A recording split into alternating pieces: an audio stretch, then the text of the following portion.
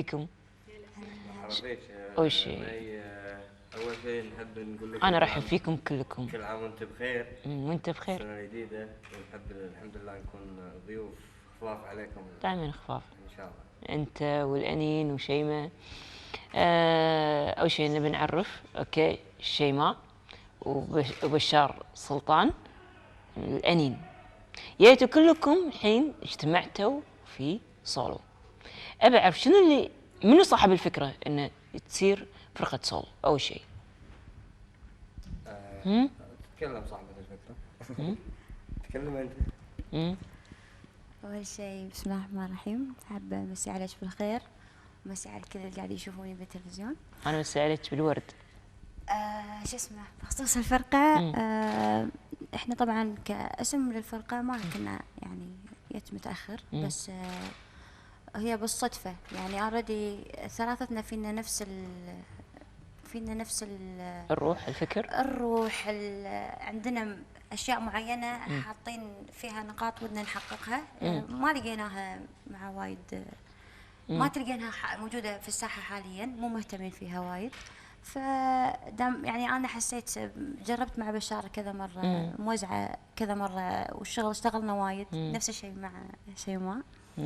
فاقترحت على شيماء وبعدين اقترحت على بشار وصارت.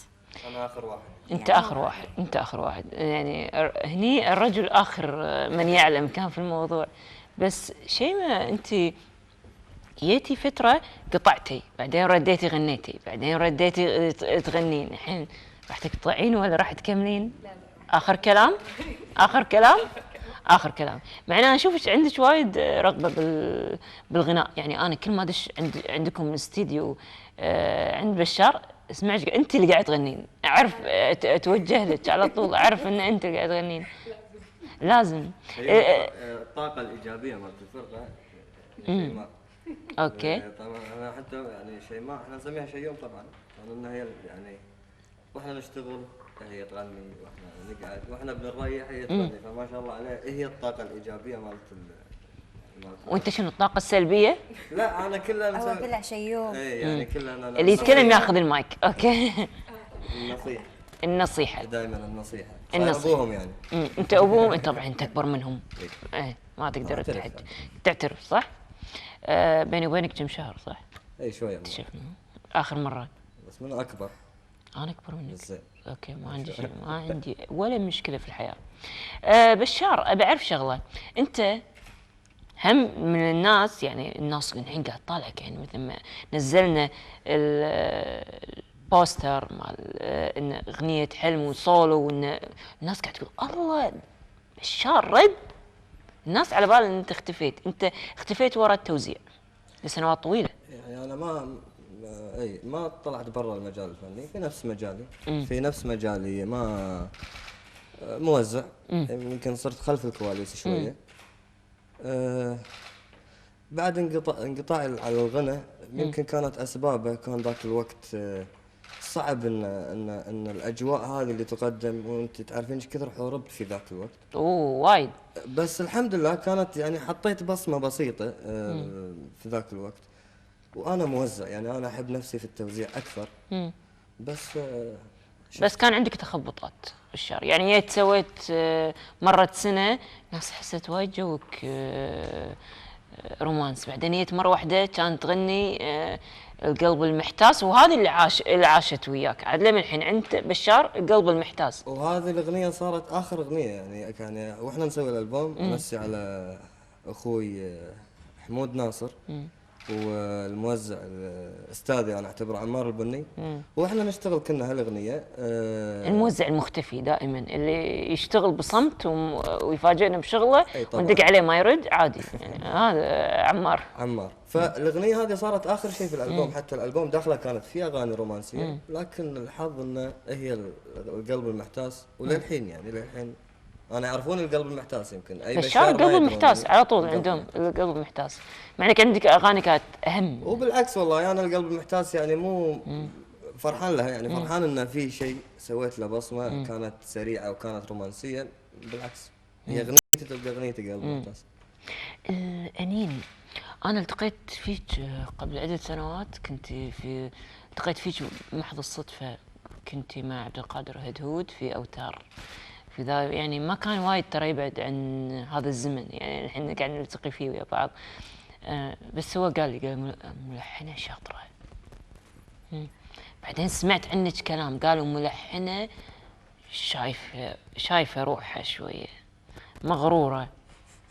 طلعوا عليك إشاعات يعني، تعتقدين شو الأسباب؟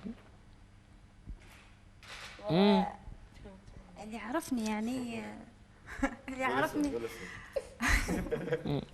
والله اللي عرفني يشوف ان انا كلش ما يلوق علي اني انا اكون يعني مغرورة. تعتقدين ليش اطلقوا عليك مغرورة؟ عندك فكر خاص يحسون انت قاعد يعني هم يبون يخلصون وانت تبين تطبقين هذا الفكر؟ شنو ليش يعني تعتقدين انت عندك فكر خاص يختلف عن نظام يلا بسرعة علب دش ميكروويف على قول الشعب؟ انا اول شيء يعني والنعم بالكل. انا اتكلم عن نفسي، دائما احب ان يا اسوي شيء او ما اسوي ولا شيء. يعني هو هذه اغلب الناس يعتبرونها خطوره، وانا احب هذا الشيء لان احب اكون دائما يعني حطيت ولو نقطه بسيطه، حتى لو ما مشت على الاقل انا يعني اكسب شرف المحاوله. ما عندك شيء اسمه فشلت؟ ولا لا فشلت، لو ما فشلت وايد مرات فشلت. في ناس تقول شنو الشيء اللي فشلتي فيه؟ في وايد شغلات سويتها يعني انا ما اعتبرها اغلاط، لان الغلط دائما حتى تاخذين منه الشيء الايجابي تعلمين منه. ممكن اذا انا ما سويته ما راح اتعلم. كرري المحاولة مرة طبعاً أخرى وبس وتعلمنا يعني. الحمد لله. تعلمتي؟ الحمد لله. شيماء. يعني ناطرة دورك صح؟ زين أنا بسألك سؤال، يعني أنتم ما شاء الله في البيت كلكم صوتكم حلو صح؟ تقعدين أنت والوالدة مي البلوشي تغنون بس هي تمثل. اي أنت ليش ما فكرتي إن أنت كنت تغنين بروحك؟ تبين أغني بروحي؟ لازم أبي فرقة، شنو الفكر اللي عندك؟ هو مو عن لازم أبي فرقة. أنا يعني أكيد كنت أفكر إن أنا ودي أغني وكذي، بس إنه ولا مرة تجرأت وقلت يلا خل أغني خل أسوي شيء. معني طلعتي على ستيج وغنيتي لايف؟ لا ما كان لايف. ما كان لايف بس هو يعني طلعت قصة. لأن هم كنت مو بروحي. كنت أنا وأنين وأختي. احس ان الانين تعطيك باور طاقه ايجابيه صح؟ اي وايد. انتوا على فكره صديقات اكثر من ان في يجمعكم بزنس او ان فكر من ناحيه فرقه. زين بسالكم انا الحين سؤال مفتوح للجميع، شنو خلاكم تبون فرقه من اول وجديد، خصوصا في وقت ان حتى الفرق قاعد تلغي، ما عاد في فرق؟ يعني كان في فرق اول، يعني اتذكر يمكن عمري انا وبشار يعني كان في يعني يا زمن جيتارة ويا ميامي ويا كان طبعا قبلهم الاخوه في البحرين و في بالامارات بعد كان في فرق، وايضا في فرق نسائيه او يعني خاصة في السعودية. يعني الحين الأغلب قاعد يعني تفكك، شو اللي خلاكم لا نسوي فرقة؟ تقاربنا أول شيء، يعني إحنا متقاربين وايد من بعض، من أفكار بعض، من أذواق بعض.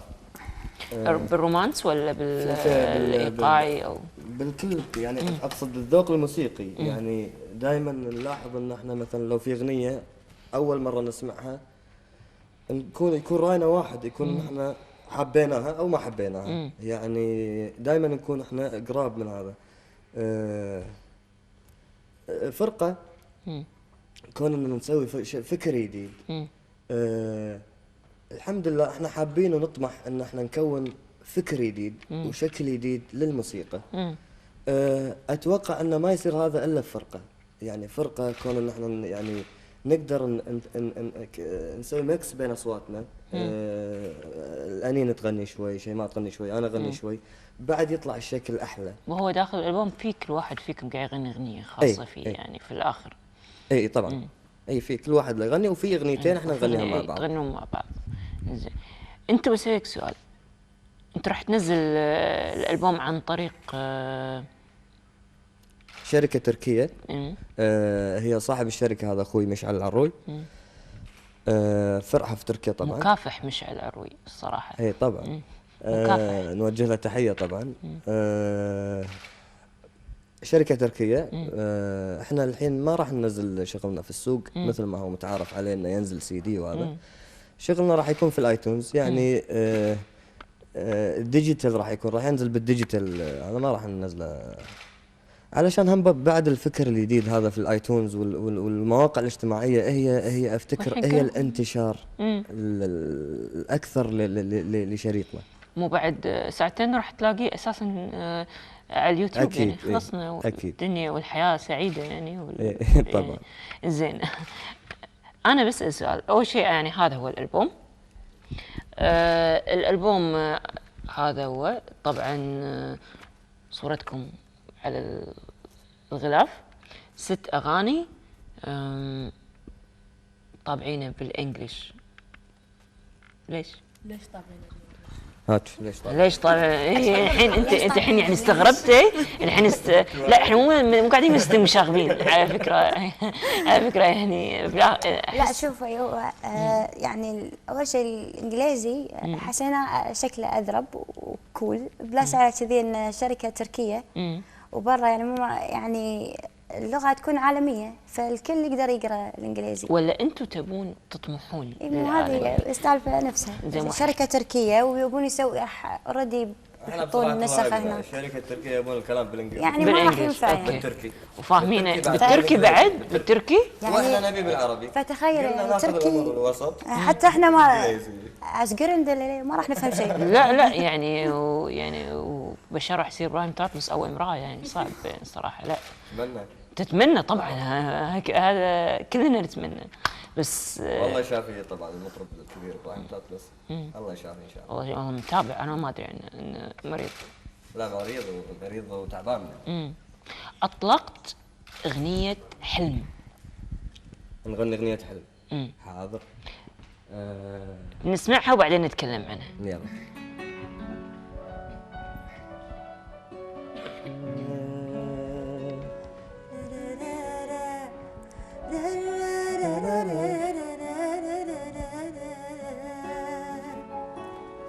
ما ينكسر لك حلم من غير سبب. احلم على قدك ويعطيك ربك. دور على واحد يحبك وحبه. ما هو ضروري ما تحبه يحبك. ما ينكسر لك حلم من غير سبة. احلم على قدك ويعطيك ربك. دور على واحد يحبك وحبه.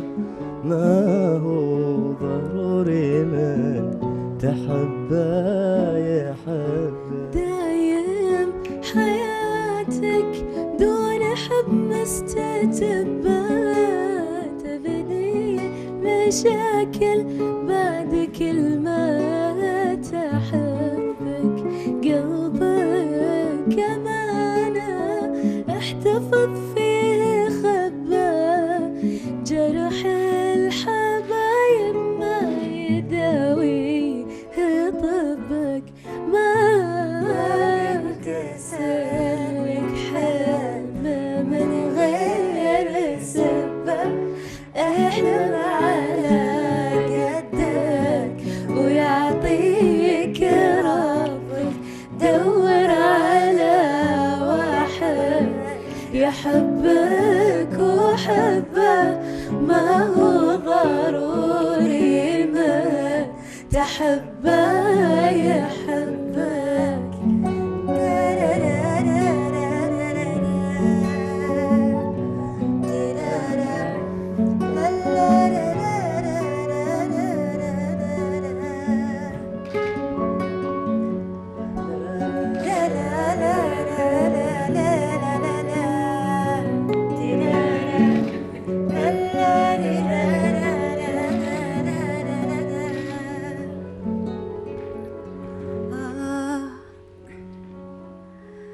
لو ينطفي نورك من الغير الشبه لا تنتظر غيرك يجيك ويشبك الكل في نفسه يفكر تنبه في صالح ورغبات وروحه يصبك لو ينطفي نورك من الغير يشبك لا تنتظر غيرك يجيك ويشبك الكل في نفسه يفكر تنبه في صالحه ورغبات روحه يصبك اللي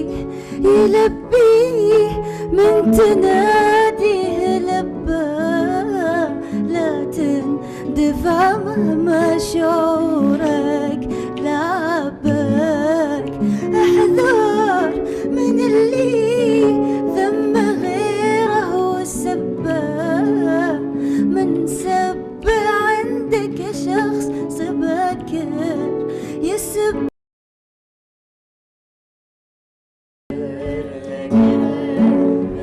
من غير سبه عليك يدك ويعطيك ربك دور على واحد يحبك وحبك وضروري من تحبه يحبك. رائعين صراحة. يعطيكم العافية. أنين وايد متأثرة بإحساس نوال. هذا اتهام دائما يوجه لك. هو يوجه لي بس يمكن عشان يعني وايد ابين اني انا احبها. بس حبك فاضح الصراحة. مو مستتر يعني. صح صح. واصل. انا المهم يعني احب اول شيء امسي عليها بالخير، هي حبيبتي وروحي. أم حنين اكيد. طبعا. منو ما يتاثر بأم حنين. يعني هي كل الحنان والاحساس فيها، ويعني زياده على كذي ان وايد يعني اخلاقها كبيره وايد. لما التقيتي فيها ما حسيتي ان الصورة اختلفت صح؟ هو التاثر تتكلمين عن الالحان او انه شنو؟ مثلا اذا كنت مثلا تتكلمين عن جو الالحان فالالحان يعني انا بوجهه نظري اخالفك بالراي، لان انا في كثير اشياء سويتها ما يعني تنوعت فيها. انت يعني تنوعتي لازم تعترفين. إيه، بس تنوعتي في وفي اشياء وفي اشياء ثانيه طبعا تخبطتي. يعني مو تخبط، انا يعني حسيتها لان هي فكر. انا كل كلام اخذه احطه مثل فكره، فالفكره بالنسبه حق الكلام هي توديني السكه هذه. يعني مثلا اذا كنت بتكلم مثلا على الاغنيه اللي اعطيتها حق اللي اخذتها ام حنين، هذا اختلف فيها. فنانة كبيرة نوال. اي ام حنين انا قلت في ناس قاعد تسمع الحين فما تعرف منو ام حنين، نقول نوال. انزين. فهي طبعا هي اعطتني الكلام، وهو طبعا كلمات الشاعر الكبير عبد الله الاسمري. هم اوجه له تحيه. الكلام طبعا من ام حنين، اعطتني الكلام وانا يعني سويت لها اياه، يعني فصلته حقها تفصيل على صوت نوال. اي طبعا.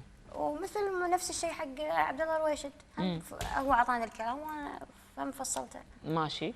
يعني ما اسوي فانت تفصلين ان انا حاستها، فيصير الاحساس بالنسبه لها غير. يعني يعني في يعني حتى إذا بتكلم مثلا احنا بالاخير خليج، يعني بالخليج اذا بتكلم ما في يعني وايد تقدرين تتاثرين فيهم، يعني في قليل فنانات.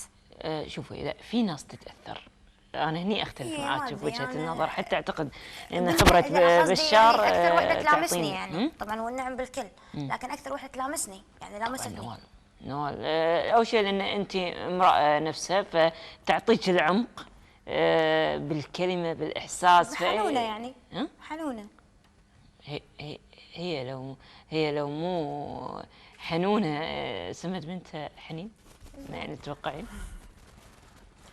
إيه بس يعني ما انا هم اشوف انه يعني انا كل شيء اسويه اعطي الفكره نفسها هي اللي تخليني اروح السكه. يعني سواء كان مثلا حلم فكرتها جوها حتى طريقه الاداء فيها واللحن، دائما انا هذه اتعمدها في كل شغله اسويها. يعني مو مثلا مو كل لحن سويته لازم اقوله مستعار او اقوله هاف فويس.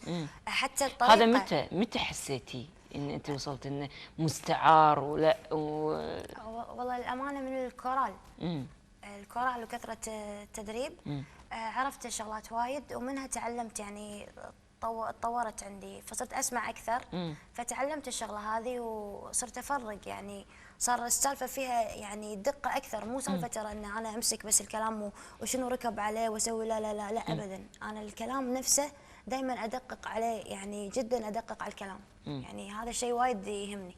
وايد يهمك انت الكلام؟ أي. في يالك كلام قلتي لا ما قصدي اقدر؟ انه لما الحنه يعني لما الحنه دائما احاول ان الحنه على الكلام اللي معطيني اياه، حلو. افسره. بشار انت كان المفروض يكون وياكم مصعب، صهيب العوضي، اوكي، الموزع، واعتقد انه قدم وياكم اغنيه بعد، شيماء والانين. اوكي، عدم تواجده معاكم. في ناس تفكر ان انت حليت البديل مكان صهيب، وفي ناس طبعا يشرفني صهيب فنان. بس انت اقدم منه. ما له شغل قدم، ما له شغل. الفنان فنان، لو كان يعني الجسمي اكو احلى من الجسمي يعني. بس مو قدم، انت اقصد مو اشتغلت قدم، مع انا اقصد فنانين اكثر من نجوم بشار. الخليج. صار يعني من ألمع نجوم الخليج، مع انه مثلا عبد المجيد وراشد اقدم منه. ما له شغل قدم. بس انا بتكلم عن صهيب. بالعكس صهيب كان المفروض، يعني قلت لك انا اخر عضو دشيت اخر عضو على اخر لحظه. اللي هم كانوا اساسا لما غنوا الانين وشيماء مره اغنيتهم، وصهيب كان معاهم. احنا كنا الفرقه المفروض انه يكون صهيب معنا، لكن يعني 4 تصيرون؟ احنا 4 كنا. لكن صهيب واحنا نحضر، واحنا بالتحضيرات انسحب. يعني قال لنا انا لا، ما اقدر اكمل. طبعا لاسباب خاصه فيه هو يعني ما اعطانا حتى هذا. ما يعني شنو السبب الانسحاب؟ ما قال